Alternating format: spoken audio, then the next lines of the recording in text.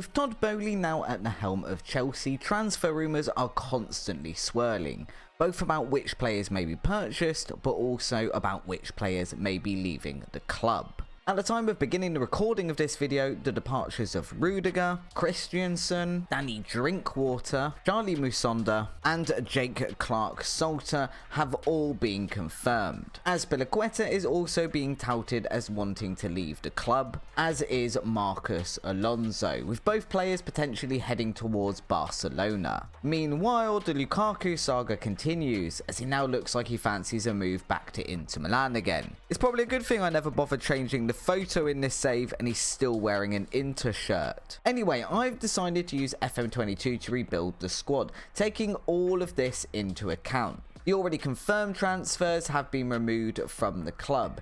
Azpilicueta's been released as his contract was ending, and I've put both Alonso and Lukaku up for sale. I've used the database to start the game after the last day of the 21-22 season, which will keep most of the game intact. Unfortunately, it won't necessarily promote the correct teams for the Championship, so Forest may be missing out this season, but it will put all the Premier League teams in the correct spots in the table. I've also given Chelsea a £200 million transfer budget at the start of this rebuild, which seems to be the figure being reported by the majority of news outlets. Upon joining the club, the board tell me that they want me to be challenging for the Premier League title by the end of my first season in charge, and then basically keep doing that over the next 5 years. I'm going to try and win that and hopefully add some additional silverware to the Chelsea trophy cabinet. But for that, we are going to need transfers, and during the summer transfer window, there is a lot of movement in and out of the squad. Let's have a look at the outs first. Azpilicueta leaves for Barcelona, which is rumoured to be where he's going in real life. Kennedy, Simons, Brooking and McClelland all leave on frees at the end of their contracts. Next out of the door is Romelu Lukaku.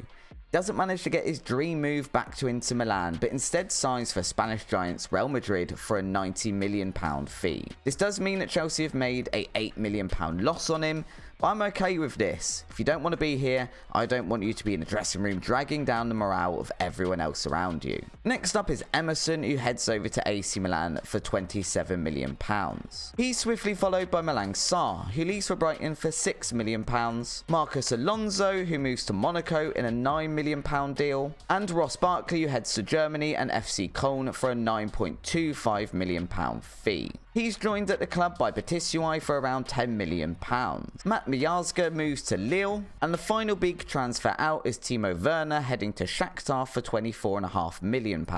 It's another huge loss in terms of profit when you consider Chelsea paid £47 million for him, but all these transfers are going to allow me to rebuild the squad, and I don't want a load of highly paid players banging around that aren't likely to be getting game time. There's also the obligatory Chelsea loans out to other teams, the biggest of which is Hakim Ziyech moving to AC Milan for the season, with Milan having the option to make this permanent. So with all these transfers out, we needed to get a few players back in.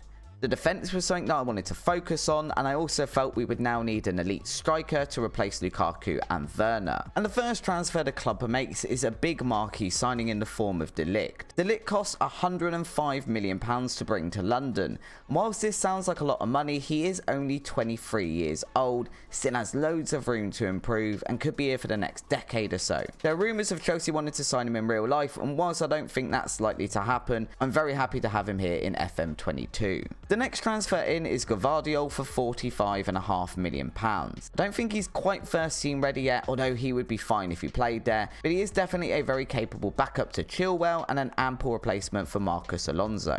Next up is Serge Gnabry for £20.5 million.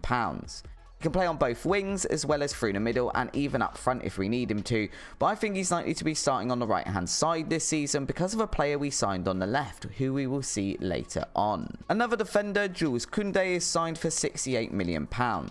It's a bit expensive for him, I feel, but someone I wanted to bring in as there is lots of noise about him joining the London club in real life, and this met his release clause at Sevilla. We then sign our previously mentioned left winger, Ansu Fati. Obviously well known to Football Manager players, Fati joins for an initial £49 million to be the main man on the left hand side. 19 years old, he has years to improve and become an absolutely integral part of our side. We then bring in the first of two strikers, Boehly. We are able to bring him into the club on a free as an end of contract signing, and I think he's a very capable player to be the backup to our main striker. Livakovic is signed to be the deputy to Mendy for £9 million, which also paves the way out for Ariza Balaga, although we couldn't sell him in this window. We then sign our main striker, some man named Lewandowski, for £41.5 million. Although he is 34 years old, he is still playing at an elite level and is showing up as 5 stars in a Chelsea team filled with other superstars. I just couldn't resist picking this man up for that price. We then sign Calabria for £24 million as a backup for Reece James, and then make our final signing on deadline day, Milan Skriniar, for an initial £58 million. Skriniar has always been fantastic whenever I've used him on Football Manager, and when I saw his name being floated around in the real life media, I had to go and purchase him for this Chelsea side. We're going to be using a 4-2-3-1 system for this first season, which has been designed by Clayt and is downloadable in the Steam Workshop. The link is down in my description for that one. I have changed it slightly, removing the inverted wingbacks for more traditional wingbacks, for example. I'm going to be letting my assistant manager choose the majority of the lineup throughout the season, but I've ensured that Skriniar, De Ligt, Fati and Havertz start whenever they can in the side. So with the transfers done for the season, it's time to simulate forward to May 2023 and see how we got on.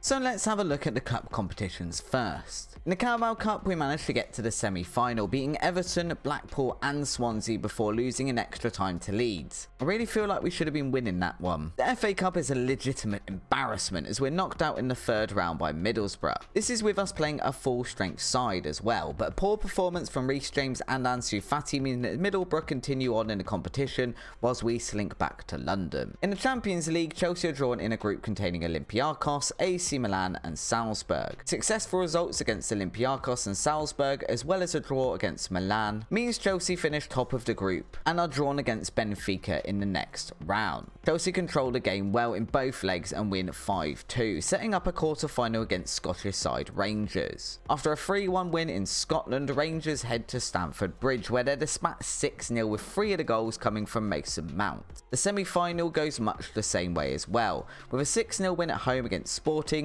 followed up with a 3-1 win away, which sees Chelsea into the final where they face Liverpool. Unfortunately, Chelsea are without both Skriniar and De Ligt for this tie as they are injured, and this shows as they're beaten 3-1 in the match and only actually get 1 shot on target themselves. So with no cups won this season, we now need to turn our attention to the league. Chelsea starts off strongly, only conceding 1 goal in their first 4 games and not losing until a 4-3 defeat against Leicester at the end of October. There's another loss to Liverpool in December, but then the Blues win 8 games on the trot, only conceding 3 goals in that run. A loss to local rivals Spurs at the end of February momentarily halts their momentum, but this is followed up with a brilliant win against Man City in the next game. The end of the season isn't great, with 2 draws and 2 losses coming in the last 6 games. But Chelsea do enough to seal the Premier League title in their first season under the new management. Only just though, as Manchester United are only 3 points behind them in the league. Lewandowski narrowly misses out on the Golden Boot, being beaten out by Erling Haaland, in a season during which the Chelsea striker scored 43 goals in all competitions. The next closest player to that is Ansu Fati with 24 goals, and Mount and James top the assist chart. With the second season looming ahead, we are given a £64 million transfer budget and told to go out and add some players capable of repeating and even exceeding that success. Some players are sold on though, purely due to not playing that much at all last season. Chalobah moves to Arsenal in a £45 million deal after saying he really wanted to join them and only making 3 appearances last season. Callum Hudson-Odoi also leaves the club to move to Manchester City in a deal costing them £51 million after kicking up a massive fuss about his playing time. Ariza Balaga, one of Chelsea's more expensive mistakes, joins Benfica for £15 million. And Boehly, who isn't happy playing second fiddle to Lewandowski, moves to AC Milan for £40 million. Ziyech moves to the other Milan club for £16 million, and Bakayoko leaves in a deal costing £9.25 million to another London rival. Thiago Silva also departs, heading back to Brazil at the end of his contract. On the inside, I managed to bring in another 4 players with the money we were given as well as the money raised from these transfers. First in is Canadian left-back Alphonso Davies, who according to Football Manager is a Chelsea fan. We activated his £82 million release clause in order to bring him to the club, with him likely to replace Chilwell as the main man in defence. Next up, we needed a player in midfield, with Conte now 32 years old and hinting he may want to leave the club in the nearish future. I've gone for Milinkovic-Savic, who is obviously an elite talent and should be a great partner in midfield for Mason Mount, who can drop into the deep-lying playmaker role. The third signing we needed was a central defender to replace the departing Silva, and I've gone for Ignacio, costing £36.5 million from Sporting. He'll probably be our 4th choice option for the centre-back position, but should be perfectly able to perform well should he need to come into the first team. Lastly, with Lewandowski still operating at a high level, but probably not going to be here for the entire 5 years, I spent £70 million to purchase Moukoko from Borussia Dortmund. He is only at a Sky Bet Championship level right now, and I don't think our AI assistant manager would give him a lot of game time, so he's been sent back out on loan to Olympiacos for the rest of the season. I'd expect him to start featuring in our first team next season most likely. It means our best starting 11 this season looks like this, and I've got to say it does look like a squad that should be able to challenge for trophies. Let's go and see if they do. In the Premier League, Chelsea once again get off to a great start, going on a 9-game unbeaten run before eventually losing to Liverpool. They also only concede 4 goals in this time, with the powerhouse partnership of Skriniar and De Ligt doing their job well. The month of December does see them drop 4 more points, however, with a draw at Manchester City and a loss to Liverpool. With the transfer window open and his contract due to run out, N'Golo Kante leaves the club in January, heading to Real Madrid in a £24 million deal. As a prospect for the future, however, Gavi is brought into the club from Barcelona using this money. Only 2 further points are dropped during the month of January in a 2-2 draw against Liverpool. From there though, things start to get fractionally worse. February sees Chelsea only gain 7 points from a possible 15, with more points dropped to both the Manchester clubs but also a 3-1 loss to Middlesbrough, who seem to quickly be becoming the team we can't seem to beat when we really should. March isn't too bad, although 2 more points are dropped to Brighton, before April brings another loss, this time to Norwich, and the end of the season finishes with a further loss to Everton and then even more points dropped in a 4-4 draw to Southampton at the end of the season. Probably a fascinating fixture for the neutrals, but not much use for a team that wants to be challenging for the title. And despite being in first place from game week 6 through to game week 34, Chelsea do eventually have these results cost them, and the title slips away from the Blues, who finish in 2nd place, just 3 points behind Liverpool. I guess that's what you get for losing to Middlesbrough and Norwich. In terms of the cup competitions, Chelsea lose the first one of the season, being beaten 1-0 by Leeds in the Community Shield, another team we don't seem to be doing very well against. In the Carabao Cup, however, Chelsea get through the entire competition only conceding 3 goals, beating Arsenal in the 2-legged semi-final before a dominant display in the final to seal their first bit of silverware. They follow this up with what has to be considered a fairly easy run to the FA Cup final, facing Sheffield Wednesday, Arsenal, Blackburn, Leicester, Fulham and eventually Southampton in the final, where they win 6-2 to add another trophy to the cabinet. This leaves the Champions League. Chelsea once again finished top of their group, before beating Salzburg 9-3 in the first knockout round. They do suffer a 3-2 defeat to Inter Milan in the quarter-final, but fortunately had already all but qualified for the semis with an ultra-dominant 5-0 display at home in the first leg. Next up is English opposition in the form of Manchester City, who are easily brushed aside 5-2 across the 2 legs. This leads to a final against Liverpool for the 2nd consecutive year. And for the 2nd consecutive year, Chelsea are absolutely battered. I blame the previous season's defeat on the fact that Skriniar and De Ligt were both injured, but there are no excuses to be had here as we're able to field our entire first choice 11. And despite this, Chelsea lose 5-1, an embarrassing evening for all concerned. It also means that this rebuild just became a win the Champions League preferably after smashing Liverpool video. In order to attempt that next season, we are given a £73 million transfer budget. We definitely don't seem to be lacking goals, with Lewandowski, Milinkovic-Savic both scoring a bagful, and Fati, Havertz, Mount and Broja all chipping in with a very respectable amount as well. Perhaps it might be wiser to invest this money elsewhere in the squad. Not a huge amount happens in the first summer transfer window. With a couple of seasons of spending under our belts, and with a fantastic youth academy, I decide to use some of Chelsea's young players as squad players this season after they have excelled on loans. Ian Maatsen returns to be our third choice left back, whilst Conor Gallagher, Billy Gilmore and Andrew all remain at the club to fight for a squad position as well. Moukoko also returns from a very successful loan at Olympiacos last season, where he scored 20 goals in 40 starts in all competitions for the club. He probably won't be dethroning Lewandowski this season, but he will be fighting Broja for the position in behind him. That isn't to say there weren't any transfers at all, however. 3 new names joined the club during the summer transfer window. First up is Rosas, a Spanish right back costing us £5 million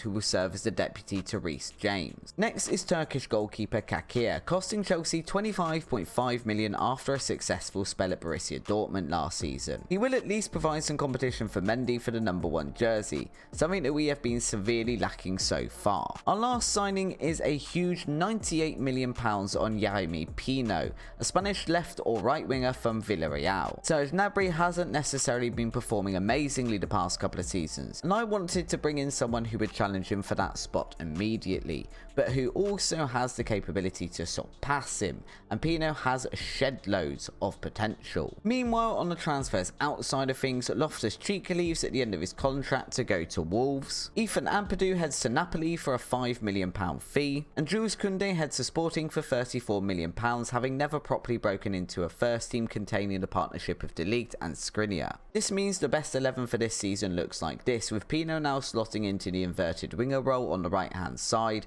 and the other positions remaining the same. Hopefully this team can do better than the almost Rans of last season and win a second Premier League title. The months of August and September go well for Chelsea, with 5 wins from a possible 6 and only 2 goals conceded. There is a loss against Manchester City at the beginning of October, but Chelsea then go on a 12-match unbeaten run that lasts into January, until they lose against Manchester City again. From there though, normal service is resumed, with another 11-game unbeaten run containing some amazingly high-scoring results, including a 7-0 win against Leicester, and an 11-0 win against QPR, in which Lewandowski scores 5 and Ansu Fati bags himself a hat-trick as well. There are some less than stellar moments as well though, including a 4-0 loss to Manchester United in April. But a 5-1 win away at Southampton on the last day of the season clinches the title for Chelsea on the final day. There are some individual plaudits as well, with Mason Mount bagging the most assists in the Premier League and Lewandowski clinching the Golden Boot. There is less to cheer about in the majority of the cup competitions however. Chelsea do manage to grab another trophy early on in the season, winning the Community Shield 4-1 against Liverpool and exacting some revenge for the Champions League defeat a few months previously. Although, let's be honest, we all know what trophy we would rather have. The FA Cup sees Chelsea face familiar rivals Liverpool again in the quarter-finals, where they are eventually knocked out following a 2-2 draw and a penalty shootout. I'm beginning to really dislike the Liverpool team in this particular save. In the Carabao Cup, it's a local rival knocking the Chelsea team out instead, this time in the semi-finals. After a 2-1 win in the first leg against Arsenal, Chelsea fans would have been heading home confidently.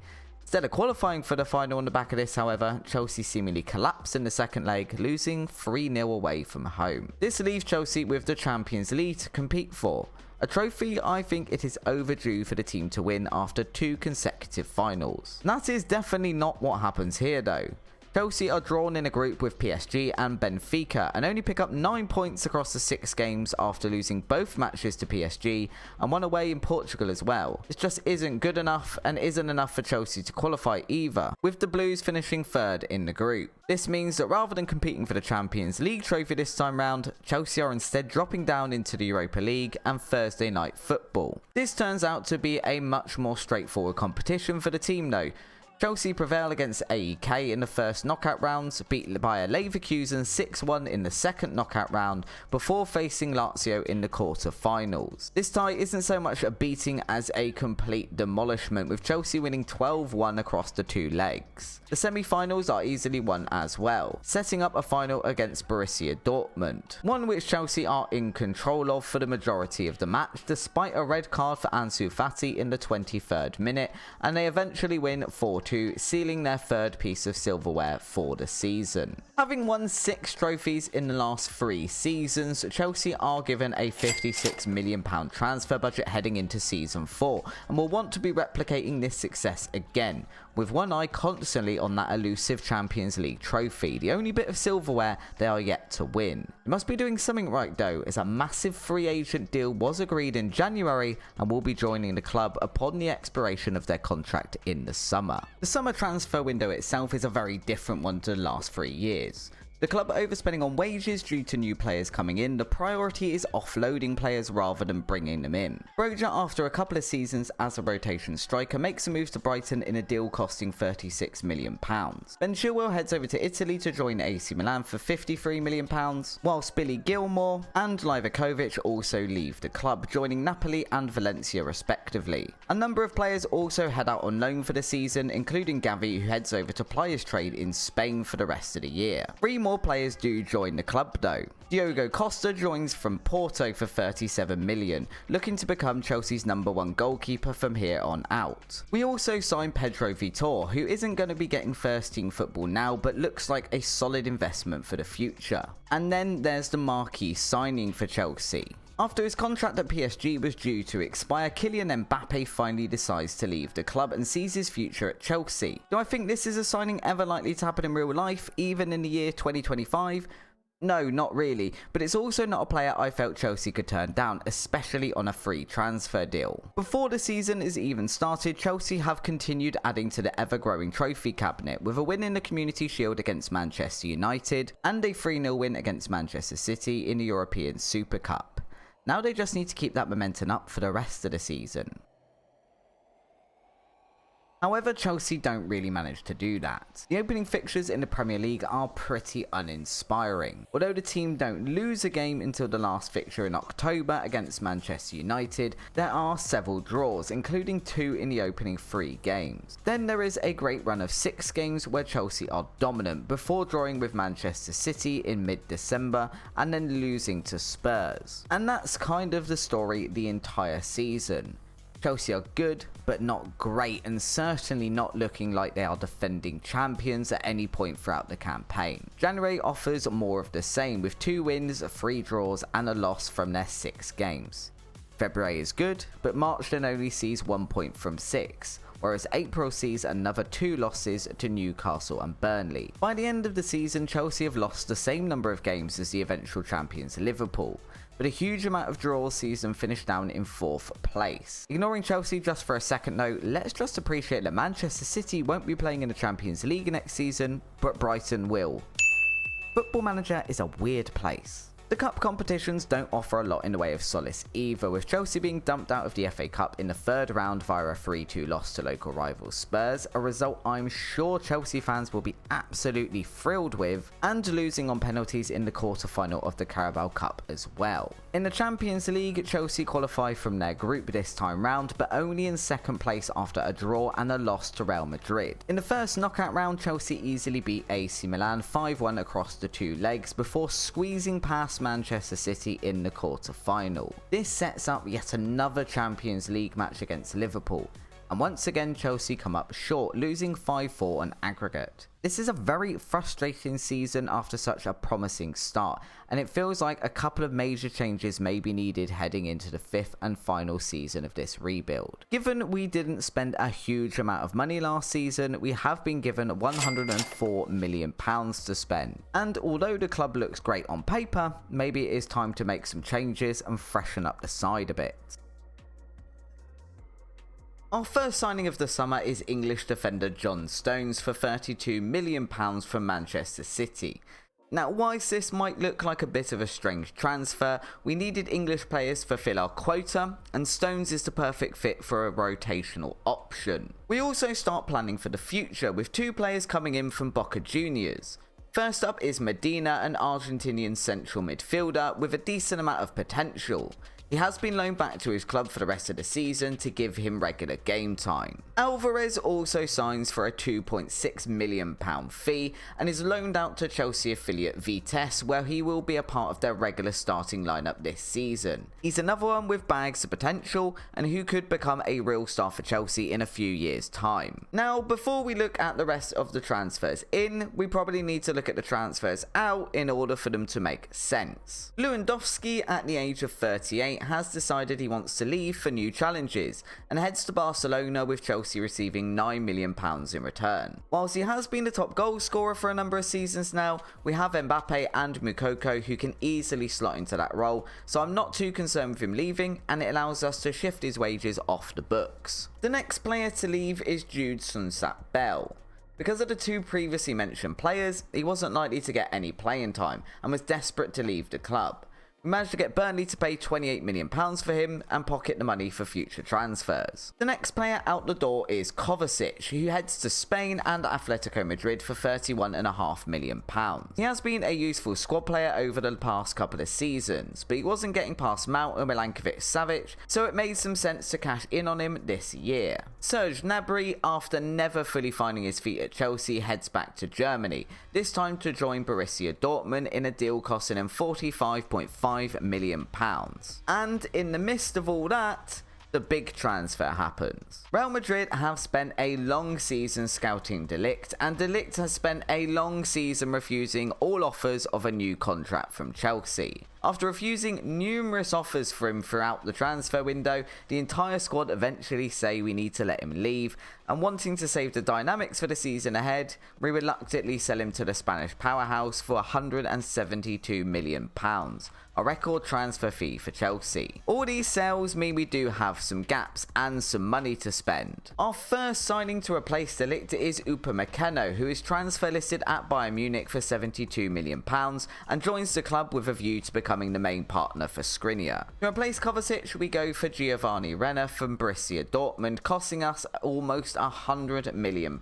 Hopefully, due to his young age, we won't need to replace him for quite a few years. And to replace Gnabry, we go with Eduardo Costa, a Brazilian wonderkid from Real Madrid who costs us £78 million, but again is hopefully someone that will be around for the next decade or so. We also use the remaining money to bring in a couple more young players for the future, such as Adam Eltson from Blackburn and Mansenet from Levante. As usual, a few more players head out on loan, including Gavi to Porto for the season. Couldn't quite find a space for him due to the Premier League registration rules, so hopefully he can do well there and prove that he deserves to take someone else's spot on his return to Chelsea. We have also had the Champions League draw that puts the Blues in a group with Bayern Munich, Marseille and Young Boys. Hopefully this is the season we finally win that elusive Champions League trophy. And for this season, our assistant manager has been given pretty much free rein on squad selection, apart from one player, Mbappe.